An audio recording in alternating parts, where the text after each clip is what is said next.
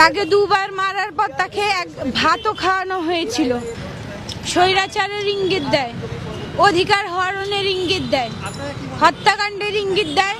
আর আমরা তো ভয় পাচ্ছি, আমরা যে নির্দলীয় ভিসি আমাদের হয়েছে, আমরা এখন ভয় পাচ্ছি যে এই নির্দলীয় ভিসিকে হঠাৎই হয়তো এই ধরনের ষড়যন্ত্র করা হচ্ছে।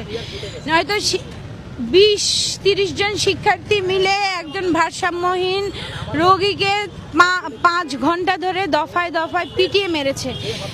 তাকে দুবার মারার পর তাকে ভাতও খাওয়ানো হয়েছিল। এরপরেও কি এরা বুঝেনি যে এই লোকটা অসুস্থ বা এর মানসিক সমস্যা রয়েছে বা এর মানসিকভাবে ভারসাম্যে নেই?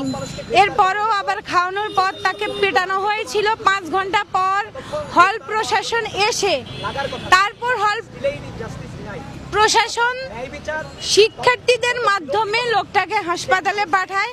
আর ঢাকা মেডিকেলে যাওয়ার পর ডাক্তাররা তাকে মৃত ঘোষণা করে। তো এই 4-5 ঘন্টা ধরে যে লোকটাকে মারলো, তখন প্রশাসন কোথায় ছিল? আমাদের প্রশাসন, হল প্রশাসন কি এতটাই দুর্বল যে 5 ঘন্টা ধরে ভবিষ্যতে যে ওই হলে কোনো মেয়েকে ঢুকিয়ে রেপ করে ফেলবে না, তখন প্রশাসন কোথায় থাকবে? কাউকে আরো অনেককে ঢুকিয়ে যে মেরে ফেলবে না, তার কি সিউরিটি? এতটা দুর্বল হল প্রশাসন হলে মানে মানুষ তো কয়দিন পর তো ঢাকা বিশ্ববিদ্যালয়ের মৃত্যুর মিছিল বের হয়ে যাবে, লাশের পর লাশ পাওয়া যাবে। মানুষ এতটা নৃশংস কিভাবে হয় যে একটা অসুস্থ মানুষকে